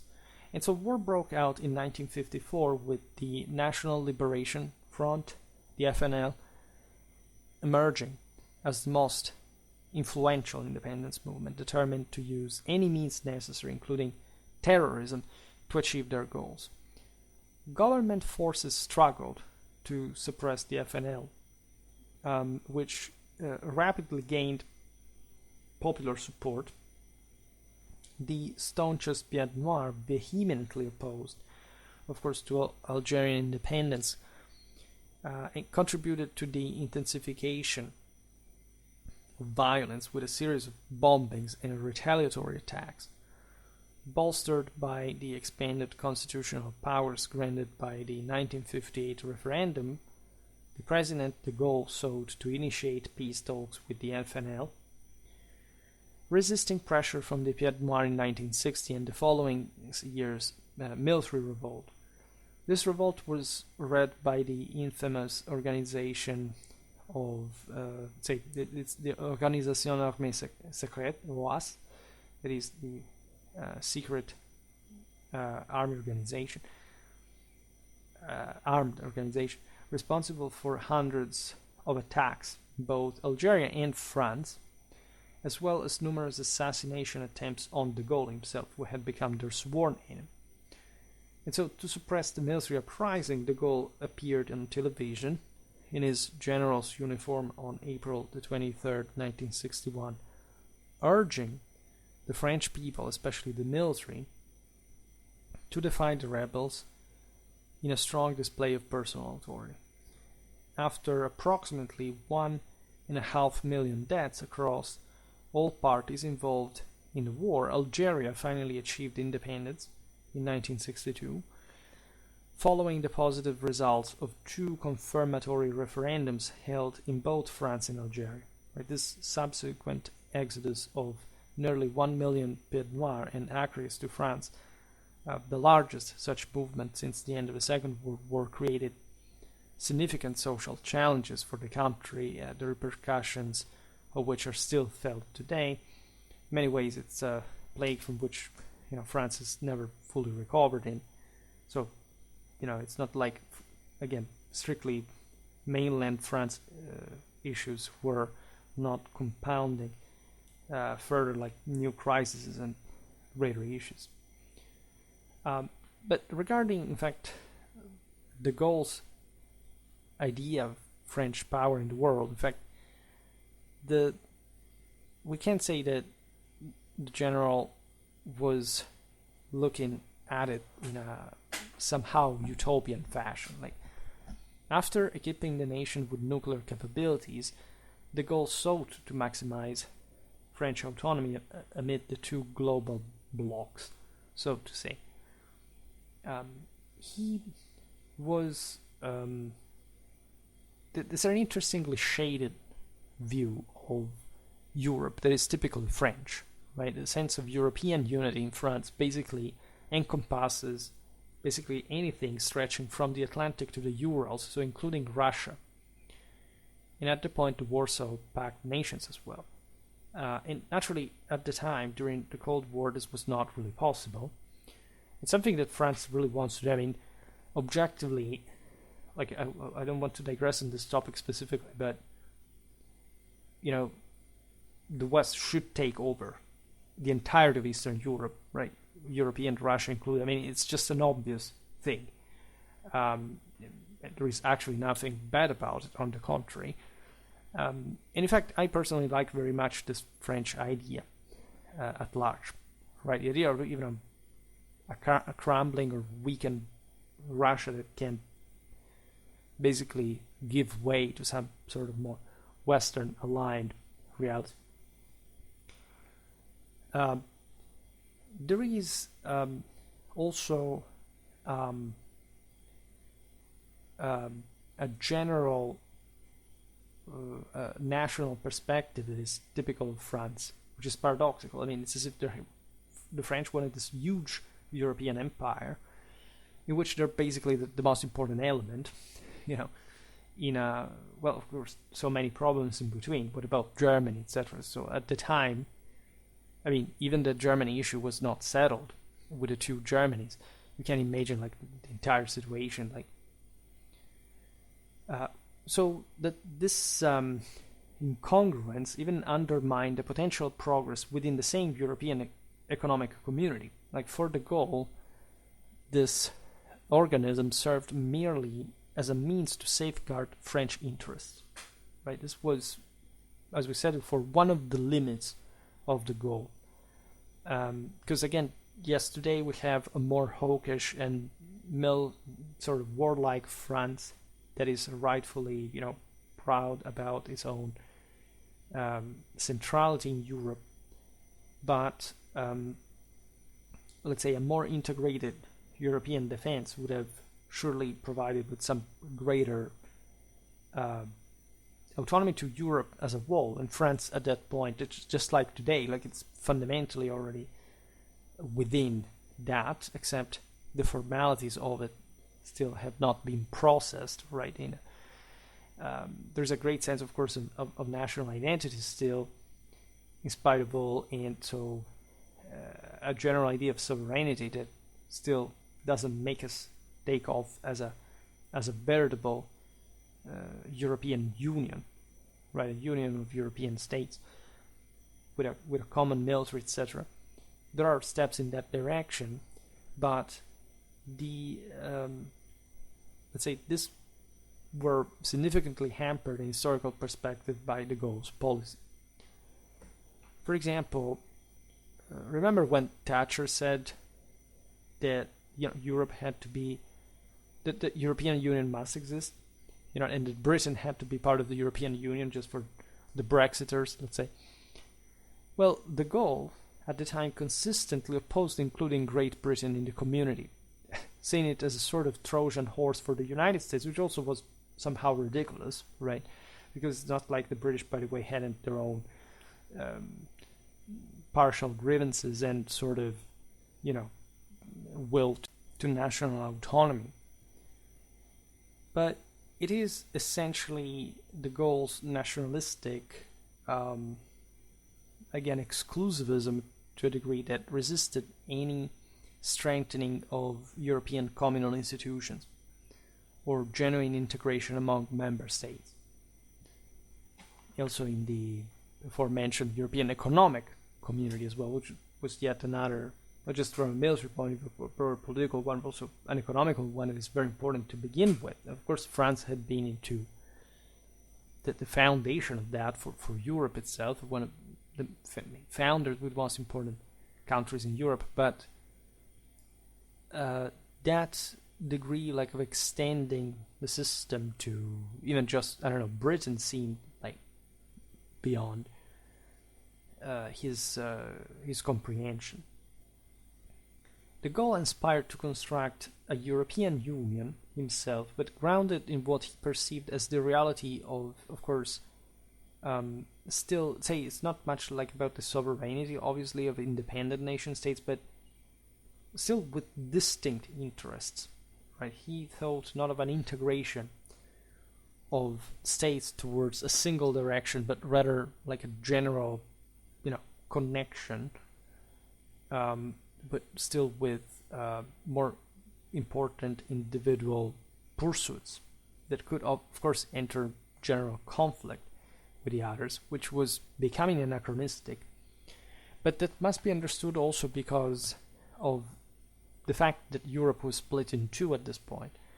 And so the role of one specific state, especially like one as powerful as France in the Western Bloc, was much more relevant in perspective to the general destinies of the West. And so France could make more leverage at the time regarding this dynamic. And he was pretty harsh, and again, pretty tranchant in his dismissal of further unified advancement. For example, once he said, of course one can jump on a chair like a goat and cry Europe, Europe, Europe, Europe. But that leads nowhere and means nothing. Imagine what kind of explanation he would provide. Naturally, it's clear that in his view, France needed to chart its own course as dictated by history, because this is really what he wrote and also in his memoir, right? And you can't unsee that also. Again, we now projected ourselves in the 50s, in the 60s of the 20th century. We have a completely different mood from that Belle Epoque or pre-World War I period in general. This man lived through that. He remembered what France and Germany, etc., really were in a century that, seemed so distant now, but actually it was that close at the same time. So that's where I think that de Gaulle's judgment should be reconsidered a bit more thoroughly. Not because, of course, he was going against actually what would have been today the most advantageous path that was heavily hindered by France in this Gaullist orientation, but because in many ways this outcome was unpredictable, right? This path, this development, right? Who would have imagined, I don't know, that the Soviet Union would have crumbled so easily, for example? There were so many things going on that nobody really could foresee at that time, and especially also do much about. Because if you have also experienced as the leader of Free France, like this kind of marginalization among the Allies, for which you wouldn't even be represented in major partitions of the world, let's say, and you saw France losing colony after colony in these bloody masses, especially Algeria being terrifying, with all these major issues within enemies, you would feel that, of course, a national course of action, a greater iron fist, something that would stabilize first the system before any other possible change, would be the most important course of action, right? And actually, if you look at what de Gaulle was able to achieve, like, it was really amazing in terms of strengthening of French governmental capacity in and outside France, right? Of course, however, this approach complicated de Gaulle's relationship with the broader European community, which appeared to be purely focused on advancing national interests and was rather ambitious to a degree which at the time sort of, again, could make sense, but could have been smoothened and or at least addressed towards another kind of ambition that also would have not ultimately damaged France, really, in a general sense. Doubt about de Gaulle's policy of grandeur first emerged among the French people themselves, actually, because they're not dumb. When de Gaulle staked his political future on a new constitutional referendum in 1969, he faced defeat and was compelled to resign. Naturally, that was not actually much of a good thing, because he was compelled to just abandon power because of issues of his party. It was deemed to be too authoritarian, too nationalist, too Catholic. 1969. We know what those years were about. 1968. Yeah, it was not a good thing, right? But you can argue, in fact, that it's exactly this communist issue that needed a response from Gaullism, from nationalism, from Catholicism, at least to counter the socialists, right? And actually, like France, like now we don't make the history of course of the following governments, but let's say when you look at de Gaulle's retirement, let's say he would die, in fact, in the same year. The or in 70, I don't remember. What in any case, he lived like another year, and then he had actually good. He was in rude health, but just at some point he had, I think, a aneurysm, and he died at the first, like immediately, like in one evening, right? So, but you can see him as someone who objectively stretched, I would say, to completion his human potential, considering the conventional human capacities of those generations. I mean, if you think that this man did what he did, but he also lived just through those centuries. From a French perspective, there is one that, as I said at the beginning of the video, we do not really see that much. I think that we can learn so much about Europe, so much about the same France. How France, in all her grandeur, also came to be de Gaulle at one point, right? De Gaulle spent his last days in his home in Colombey-le-de-l'Église. He died before his wife, that actually witnessed his death that evening. So, yeah, he died in 1970. And by his explicit request, his funeral was a private affair. He also wanted a very simple tomb with just name and date of birth and death, attended solely by family and the members of the town council in loco. And since, in spite of all these rough moments, like European leaders actually liked de Gaulle and, of course, admired him for his role during World War II, for all what he had done for his country. They wanted actually to participate to his funeral. A parallel funeral was organized at Rheims, great symbol of French royalty historically, and so like the mystical city of the Merovingians, right, of Clovis baptism and so on. They participate. They honored him in that location, and it was such an important moment, I would say, for in European history as a whole. De Gaulle was buried beside his beloved daughter Anne, who had, again, Down syndrome. She died at 20. And residents of Colombey recalled that with her, this man, who was staunchly convinced of his superiority over others, lowered himself to connect with her. And this, I think, especially from a father, is something incredible, right? So when you think about the rigid, rugged, sort of strong, harsh character, this enormously ambitious leader wanted almost to be a king of France, right, by his own words, he would be able to express his paternal love towards this impaired girl through long walks, hand in hand, simple conversations, and children's song. And so this, in my opinion, shows that all that character was actually dictated by surely some nature, some predisposition, some temperament of his own, his blood, of his ancestry, but also created in order to cope with the adversities of life that I think in his case, in the case of France during the 20th century, were really that enormous. And so the fact that you can simply revert to this, undoubtedly, let's say this privately, as undoubtedly manifestation of greatness, right?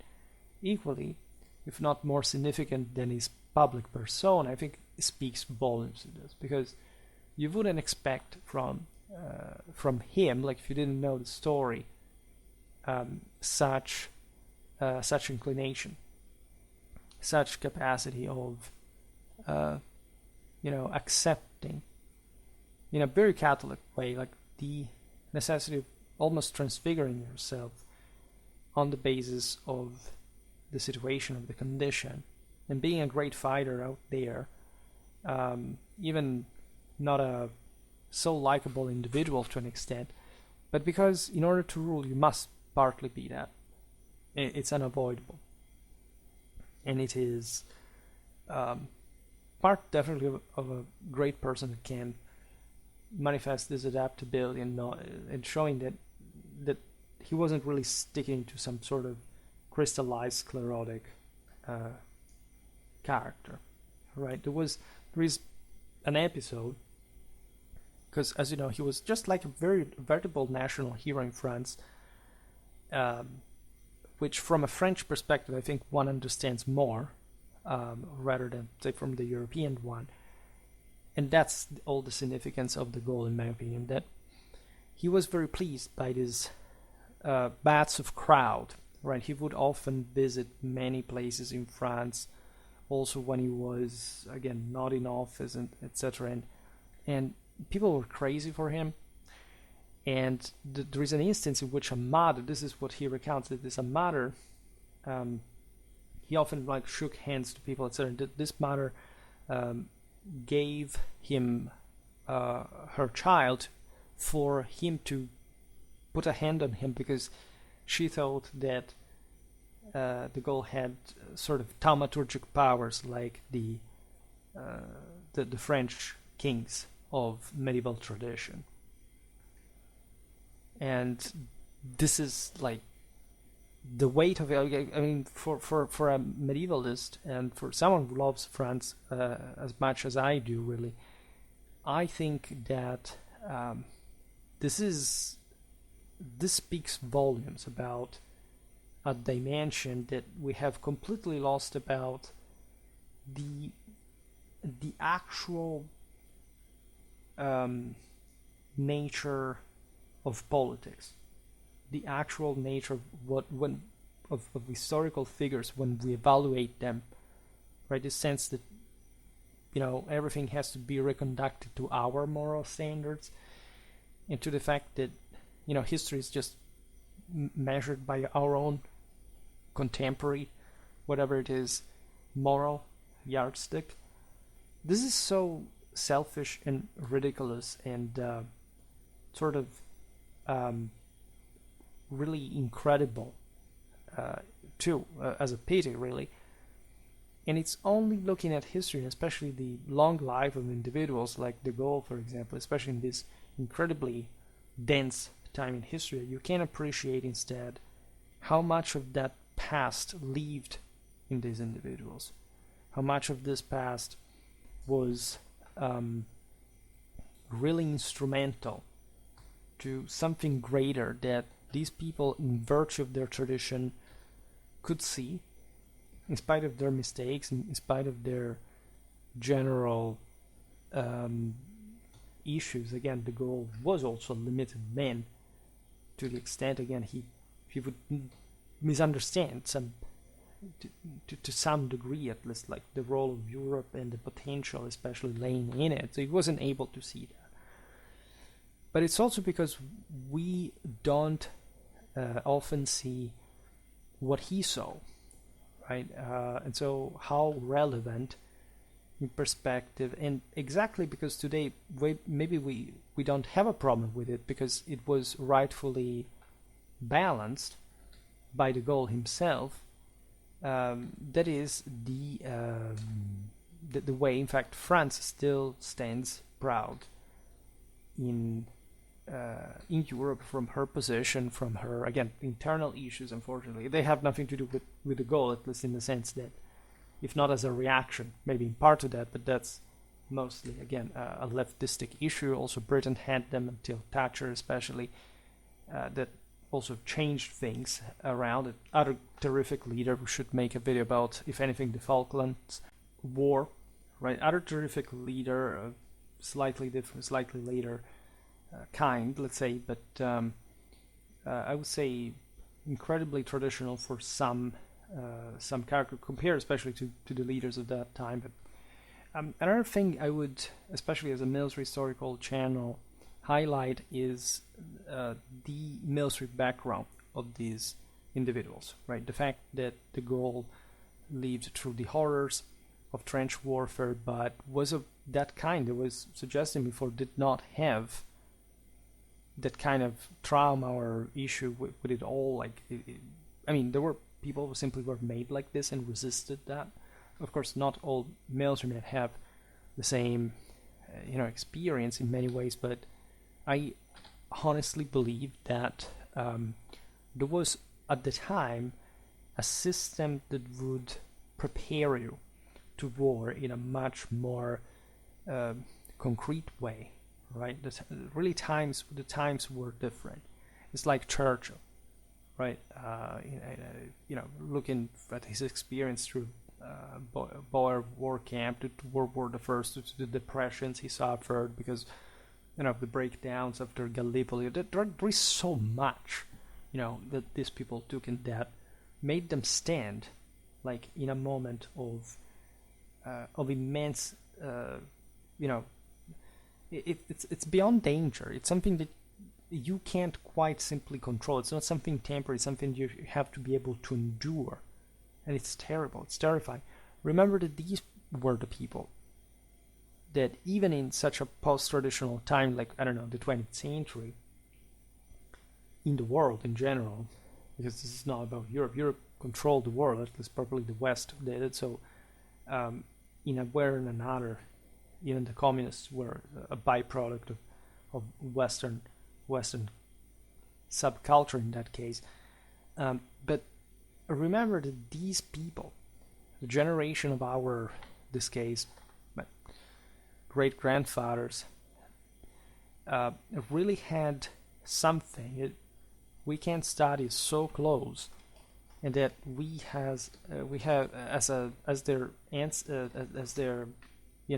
offspring, have somehow forgotten, even when they're so close in front of our eyes. They're so obviously there, and they're so obviously perscrutable, right? And instead we take these figures just as maquette, as caricatures, or let's say people that at least we have nothing to learn from. They were limited again, so yes, you can in part also enjoy that criticism, whatever, but I personally find it more useful to look at the especially the context, the background, and the kind of challenges that they went through, because it's as if it gave us such a greater layer of depth and relevance, therefore, to the things that they did. You can say, that's why they were like that. That's why they made that choice, right? Because you can see the world in which they moved, and this is beautiful. This is only what history can give you, all right? So I don't plan to talk about specific characters like this, but I enjoyed very much talking about the Gaulle, because it seems to me that, for the aforementioned reasons, it's such an underestimated figure. And as you know, I try to pump up a bit of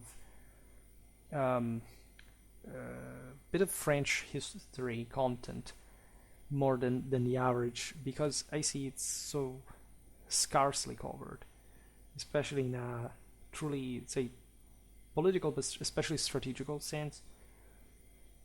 And never underestimate that part, like, of these people's background. And we will surely at some point expand a bit more also in historical figures in general, especially for the Middle Ages in our case, but French history is important. Remember that French history is important. You can't go anywhere as a Westerner if you do not know French history. And if you don't know, let's say, German history, Italian history, British history, there is no way around that, all right? But it must be known. It's not just like watching my videos or something. I try to make them long and somehow meaningful and insightful, but as you understand, there is also just so much we can do at a time. It's important, however, and again, I'm glad that we made this video. For today, however, I stop it here.